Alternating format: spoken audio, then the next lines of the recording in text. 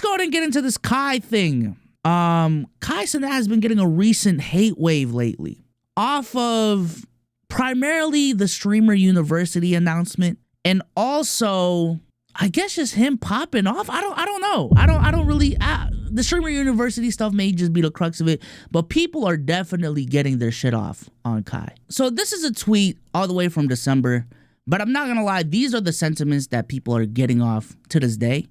And if you have been on TikTok lately, on the right side of TikTok lately, there have been a lot of tweets just honestly shitting on Kai, talking about how he's inauthentic, how he has a stylist and all of that. So the tweet is, nothing Kai Cenat does feels genuine or himself. It's like everything he does is like a team telling him to do it. 3.8 million views. We got a couple tweets here. A little bit of a smaller sample size, but again, I swear, I'm telling you right now, these sentiments have just sprung honestly out of nowhere. I don't know really where they stem from, and it's bigger than just these couple of tweets I'm about to show y'all. Kai Cenat hate finally becoming mainstream. Hashtag I used to pray for times like this. Okay? This is another one. When everyone is hating on Kai Cenat, but you've been hating since 2021. This is another one. How I'm liking the Kai Cenat hate TikToks. I'm telling you, it's become this big trend to make like Kai hate TikToks. And it's also been a big trend in combination with this to make like Bruce was right takes. For those who don't know, Bruce Drop Him Off is another streamer that was really big a couple years ago.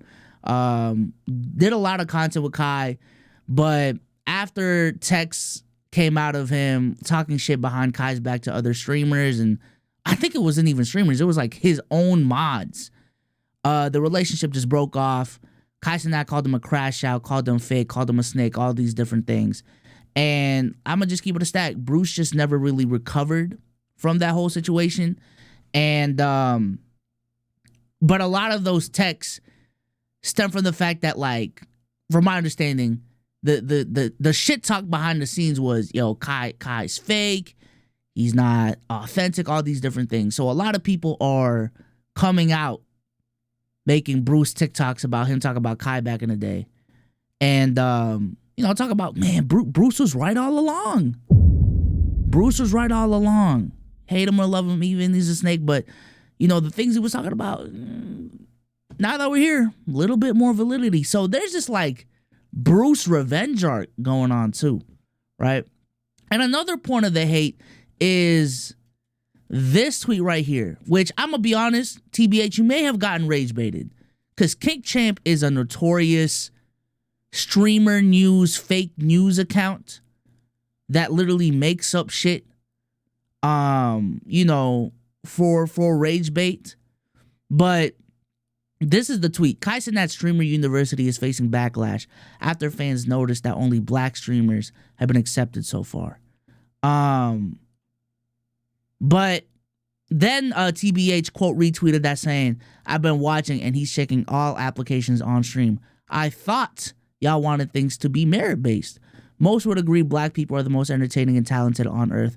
So why is it hard to believe other groups of people haven't been selected so far when things aren't stacked in your favor? Hold on. Furthermore, in the replies, he says, they tell us to create our own platforms and get hurt because you can't compete in our world. Newsflash, most of your favorite non-black streamers would have gotten booed at the Apollo 2. Womp, womp. I'm gonna be honest, this notion right here that Kai is only selecting black streamers, I think this goes into a further conversation about, I guess, society. I don't want to get too deep here, but just picking people from the community that you're from. You know what I'm saying? Let's just keep it a stack. Kai Cenat has a certain audience.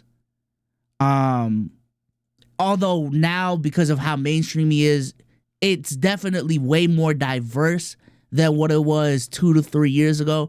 But at the end of the day, a majority of Kai's audience is black. A majority of Kai's audience is black people, people of color, you know what I'm saying? People that engage in black culture, you know, just in the WRL community.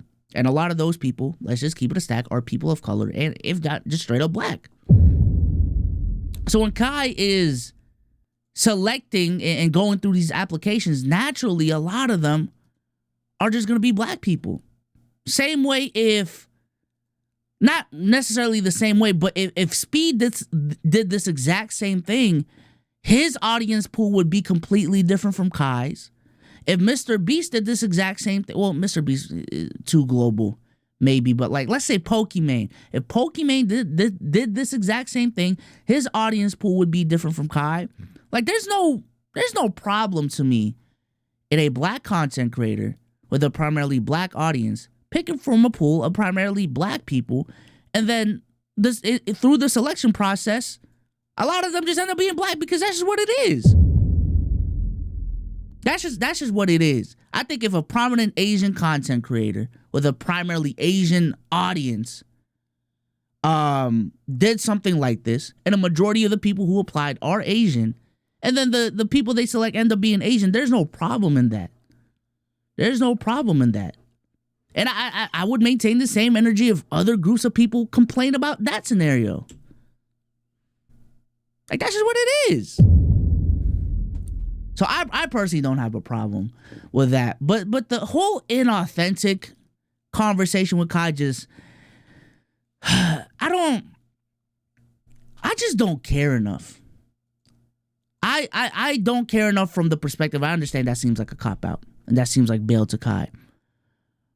But I get the criticism. I get why people would be upset and why it's emphasized because Kai's a streamer. Because the whole thing about streaming is, to me, this is the most authentic a creator can be. Right? When you're live, as much as a lot of these streamers are, it is just hard to fake shit. So for a lot of people, streaming is supposed to be the most authentic form of content, just from how the medium is. But now that it's metafied, now that it's this big mainstream thing, now that people know that there's big money in streaming, as soon as that became the norm, I did not give a shit about the authenticity of streaming. I didn't. And maybe you can attribute that to Kai because Kai is one of the people that made it mainstream. But ultimately, this is a form of entertainment to people, especially young people. And I don't really give a shit if it's authentic or not. I don't know. As long as it's not problematic content, as long as it's not, him spewing some insane political bullshit, as long as it's not degeneracy, I don't really care. If the criticism is, oh, Kai has a music stylist, okay. Like, what? If the criticism is Kai has a fashion okay. That money ain't your money. Those clothes are your clothes. So Kai has a stylist. Now what? Right? Like, what are we supposed to do here? Because all of these motherfuckers are clip farming. Clip farming is normal now. It is a part of the social media game. All of these people got an image to keep up. And maybe that's a problem that all of this is fake.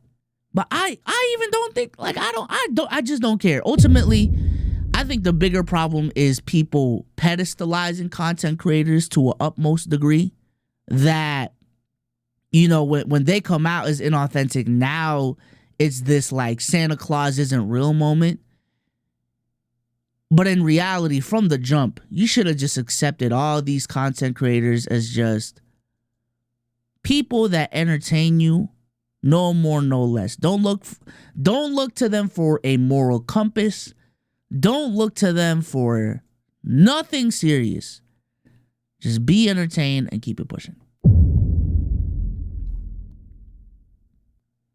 And I guess that's a sad reality that we live in, because when I found out about content creation, the appeal was this was where the authenticity lives, right? For years we consumed mainstream media. For years we consumed these highly produced things that were clearly fake. But content creation was supposed to be where the real authentic shit was. The content wasn't as greatly produced as what we see on TV. A lot of it is just being jerry-rigged. A lot of it is just being made on the fly. There's a bunch of uhs and ums in there. It's imperfectly perfect. Right? This is where you get the real.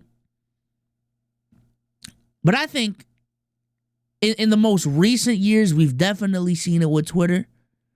Once money gets involved in shit, it inherently just becomes inauthentic.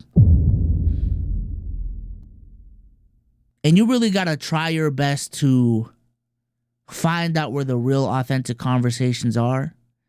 And even then, I wouldn't ultimately trust them. Because you are still liable to get got. You are still liable to have a Santa Claus isn't real moment.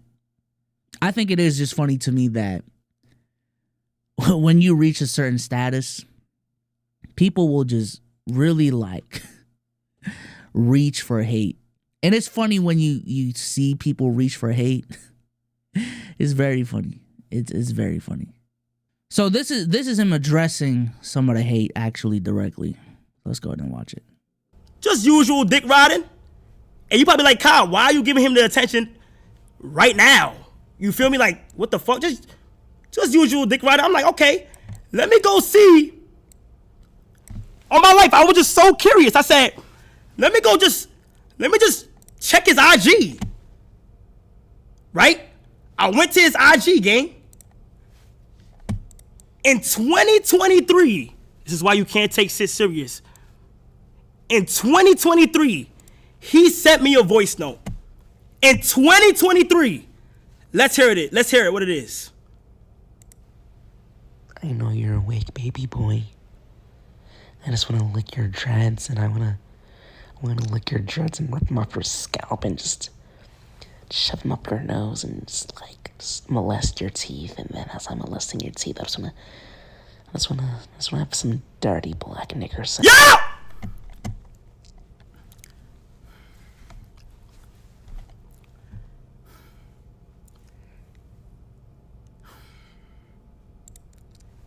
This is why you can't take niggas like this serious. I don't condone what the fuck you just said. This is why, y'all. So, y'all, I just want to show him some love. I just want to shout him out. Don't show him love. Don't show him love.